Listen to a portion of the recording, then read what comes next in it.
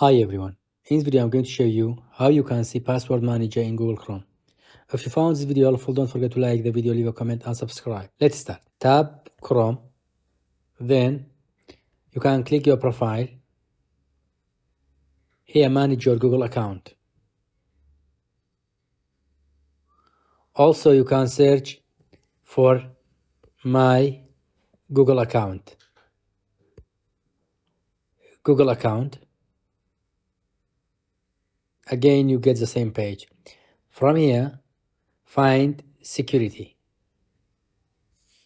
Scroll down. Here we have manage passwords. Click manage passwords. You see, you have a saved password for all of these sites. For example, I want to find password for British Council. Just click it. It asks me to put the password for my Google account. For example, I click here and I click this key because I have managed passwords. Okay, it scanned my face. Now I can get the password for each of them. For example, British Council. You see, that's the password. Or for Grammarly, click it.